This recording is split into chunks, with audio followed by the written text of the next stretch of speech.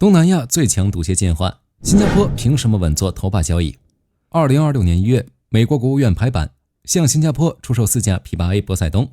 在国际军火贸易里，这事儿不算什么，规模不大，但懂行的朋友都知道，这标志着新加坡这支东南亚毒蝎完成了最后一块拼图，成功进化为第4代武装部队。那么最近这几年，新加坡在军事领域都有哪些新消息？为什么要把军备搞得这么逆天？其军事实力真的能吊打周边的印尼、越南吗？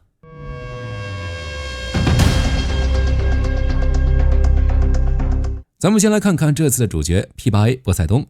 在此之前，新加坡空军手里拿的是福克50巡逻机。讲真，那几架老飞机已经服役超过30年了，在火力军看来，那基本就是空中老头乐，不仅飞得慢，探测手段也停留在20世纪。面对现在东南亚海域层出不穷的静音柴电潜艇，福克50也就是个氛围组。但 P8A 一来，画风突变，这标志着在海上领域，新加坡空军和海军实现了从近海监视向深海威慑的跨越。相比较福克50， P8A 能以极快的速度抵达目标海域，并在长时间内保持对水下目标的高强度追踪。这款基于波音737改装的反潜机，装备了 APY-10 多模雷达，能同时处理100多枚声纳浮标的数据，具备全天候海上、陆地和地面目标探测能力，提升对马六甲海峡复杂船流的识别与监控。不管是风浪里的小舢板，还是深海里憋气的潜艇，只要露个头，雷达屏上立马显形。潜艇想玩静音巡航，在 P8A 眼里，那跟在图书馆里放鞭炮没啥区别。再加上它能挂载 MK54 鱼叉和鱼雷，既能当眼又能当刀。新加坡没纵深，这是命门，但 P8A 飞得远，带得久，能把防御圈直接推到大洋深处。以上这些仅仅是性能，还有战略影响。美国、澳大利亚都在用 P8A， 新加坡买它不光是买飞机，更是买了一张进入高端情报共享俱乐部的门票。大家用一样的系统，数据一拉，马六甲海峡对新加坡来说就成了一个透明鱼缸。对于新加坡而言，其经济高度依赖港口贸易，保护马六甲海峡和新加坡海峡属于国家生存的底线。花钱买飞机，火力军也能理解。除了 P8A， 在过去几年里，新加坡在海陆空等领域都有新消息。从建国初期的毒虾，我很小但我有毒，你吞下我也会死，到后来的毒蝎，我不光有毒，我还能主动反击狗死你。到现在，新加坡已经进化为权威打击体系。新加坡空军这点火力军觉得都不用多提，东南亚国家的空军很多还停留在万国造和老旧3代机混搭的阶段，但新加坡不讲武德，他直接奔着5代机去了。2025年，新加坡就敲定了20架 F35， 不仅买了常规的 F35A， 还着重买了12架 F35B。 这就是新加坡的聪明之处， F35B 能短距起飞，垂直降落，对于国土狭小的国家来说，这是保命的神技。自己一共就那么几个空军基地，都在敌方战术导弹的射程之内，真要开战，敌方一波远程导弹过来，跑道肯定变麻花。这时候常规战机全得趴窝，但 F35B 微微一笑，不就是没跑道吗？我从停车场、从高速公路，甚至从随便一个平地上就能起飞。这种分布式作战能力，让对手想搞外科手术式打击的念头彻底断绝。只要这只毒蝎还剩一口气，他的 F35B 就能从任何角落飞出来，给予敌方致命一击。就当前消息来看，新加坡的首架 F35 预计将于2026年底交付，并在美国的埃宾空军国民警卫队基地进行初步培训。当然，有了 F35， 新加坡也没把家里的 F16 给扔了，他给这些 F16 搞了中期升级，换上了 APG-83 雷达，探测范围更广，抗干扰能力更强，还能执行对空、对地搜索任务。此外，升级后的 F16 整合了联合头盔显示系统，实现了所见即所射的越肩打击能力，战斗力直接摸到了4代半战机的天花板，能够作为 F35 的有力补充，在非隐身任务中发挥重要作用，并延长其服役寿命至21世纪30年代。新加坡空军的强大不仅在于战斗机，更在于其完善的支援机队，配合 A330 MRTT 加油机和 G550 预警机。新加坡空军这套体系在东南亚就是妥妥的降维打击。别国战机飞过来还是瞎子摸象，新加坡这边已经开了全图挂。说完了空，咱们聊聊海。最近这几年，新加坡海军搞了不少大新闻。2024年9月，新加坡海军的2艘 218SG 型潜艇长胜号和无畏号正式服役。以前新加坡用的是瑞典的2手潜艇，虽然也行，但毕竟是别人的。这次的 218SG 是新加坡首次根据自身需求定制建造，德国专门针对东南亚那种又热、盐度又高、水还浅的环境设计。这潜艇有2个狠招， X 型尾舵在浅水区机动，像泥鳅一样灵活，钻这种拥挤水道最拿手。 AIP 系统不依赖空气推进，这就是潜艇的长跑基因，不用频繁浮出水面换气，水下续航时间比前一代提升了50%以上，隐蔽性爆表。尽管排水量比旧型号大，但由于集成了先进的战斗管理系统和数据分析引擎，其人员配置依然保持在28人的精简水平。2025年5月，新加坡宣布再增购2艘 228SG 潜艇，使该级别潜艇的总数达到6艘，从而确保在任何既定时间内都有充足的兵力执行战备值班。更科幻的是，新加坡提出的多功能作战舰概念，这玩意儿不光是艘船，它更像是个无人机母舰。新加坡人很清楚自己国家人少，拼人头拼不过印尼，那怎么办？靠机器。一艘 MRCV 带上一群无人艇、无人机、无人潜航器，扫雷这种脏活累活让机器人去，侦察这种危险活让机器人去，母舰躲在后面指挥，主打一个高科技。陆军也迎来了数字化转型，别以为新加坡陆军就是手倒的。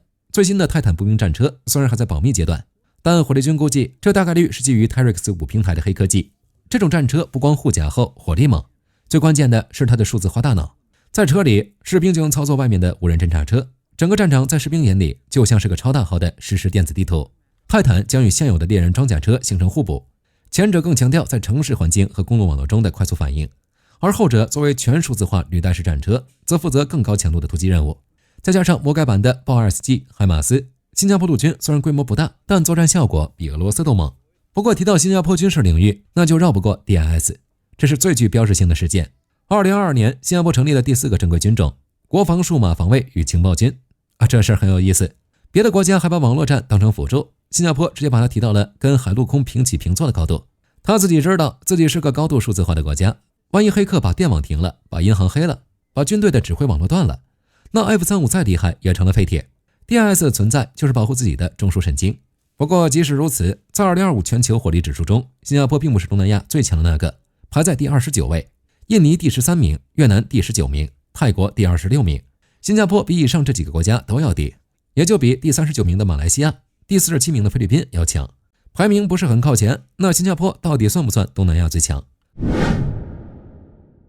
对于这件事，火力军只说一句话：这个排名听听就行，千万别当真。 GFP 的算法有个硬伤，它太看重体量了，比如你人多、地盘大、油田多，分就高。印尼有40万军队，几亿人口，而新加坡现役军人仅约 5.1万。新加坡缺乏战略纵深，在 GFP 的地理稳定性评估中得分极低，资源也处于劣势。作为一个没有任何资源储备的岛国，新加坡的战争持续能力在 GFP 模型中被严重低估。不过战争不是做算术题，尽管在量化排行上位于印尼、越南之后，但在军事专家的眼中，新加坡被认为是东南亚最先进、最致命的军事力量。新加坡的核心优势在于极高的国防开支。2025年，新加坡国防预算174亿美元，这是什么概念？印尼、泰国加起来可能才跟它差不多。有钱真的可以为所欲为，并且新加坡是东南亚唯一一个能把所有武器编织成一张网的国家，能够实现战斗机、潜艇、坦克与卫星情报的无缝共享。这种 C4I 能力才是最可怕的。而且别看国家小，新加坡的新科工程能滋养坦克、火炮和导弹，这种国防自主权，周边国家看了都流口水。如果真的爆发局部冲突，新加坡也不会输。打持久战，新加坡确实吃亏，因为没纵深，拼消耗拼不过。但如果是在夺取制空权、制海权的闪电战里，新加坡绝对是邻国的噩梦。周边国家，比如印尼、越南、泰国的空军机型复杂，且部分老旧，如苏30、F-16早期型号。新加坡已经迈向了 F-35隐身时代，并拥有区域内最强的预警机集群。在现代空战中，没有预警机支持的战斗机，在新加坡面前就是瞎子。新加坡的可畏级护卫舰拥有极强的隐身性能和防空能力。印尼和越南的海军舰艇数量虽多，但在防空和电子战能力上，与新加坡相比存在明显的代差。至于人员的问题，说实在的，新加坡也没有特别劣势。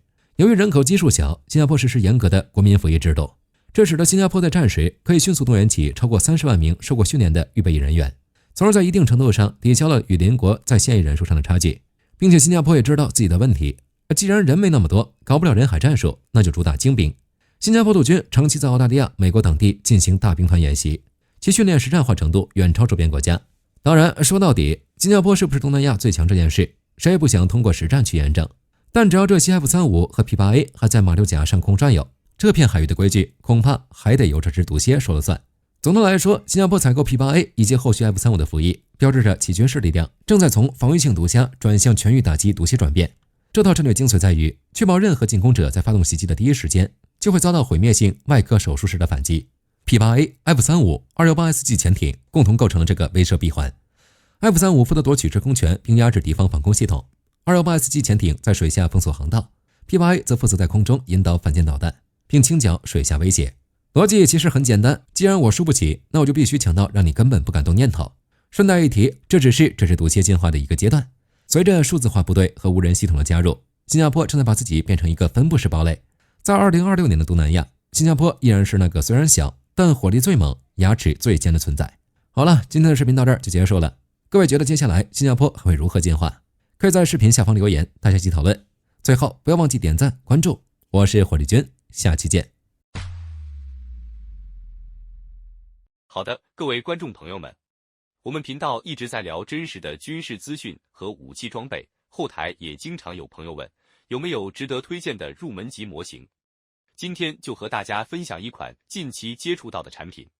首先，它的外形还原度做得相当不错，比例准确，武器上的一些关键细节和标识也都有体现，材质也说得过去，拿在手上有不错的分量感。